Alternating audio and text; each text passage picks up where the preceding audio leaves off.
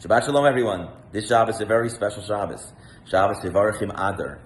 The Shabbos which we bless the month of Adar. It's actually Adar 1 because this year is a leap year, and so we have a double Adar, two Adars. And the reason why we add an Adar is because Adar is the month, is the most joyous and the luckiest for the Jewish people.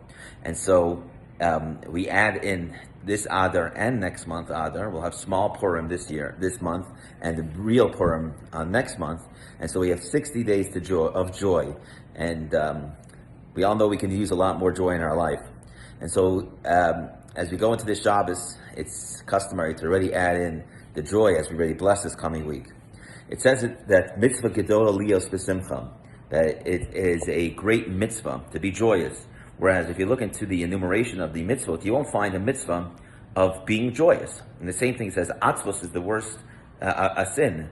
Depression is the worst sin. If you look in again the Maimonides enumeration of the mitzvot, you won't find that atzvos is a sin. Nevertheless, we know when you're joyous, when you're happy, everything is great. And so the mitzvahs just flow. When you're sad, nothing is good. And so you can't be positive, you can't do any mitzvot. And so simcha, joy, is like wings for our mitzvot. And so it's a very, very special week, and next 2 months to add extra joy into our life, so we can do a lot of mitzvot, which leads us into the Torah portion of the week. And this week's Torah portion is Parshas Mishpatim. Mishpatim actually means laws. And if you think about it, last week we had the greatest revelation in the history of the Jewish people. We had the giving of the Torah.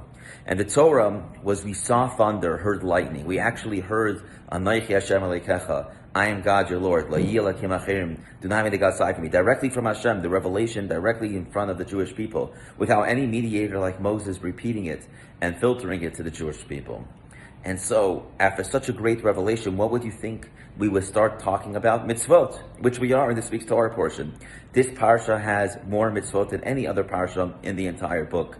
Nevertheless, in this week's Torah portion, primarily the mitzvot do not deal with kashrut, with kosher, or with many aspects of Shabbat, or many aspects of Taharat HaMishpacha, of mikvah, the laws which we would think are the foundation of Judaism, whereas in fact, the laws in which we read about are the laws of human-to-human practice, how to deal with employees, how to deal with daily workers, with weekly workers, people that work in the field, what belongs to them, issues of damages, of tort, people that would get injured, personal injury issues, dealing with aspects of freedom of slavery.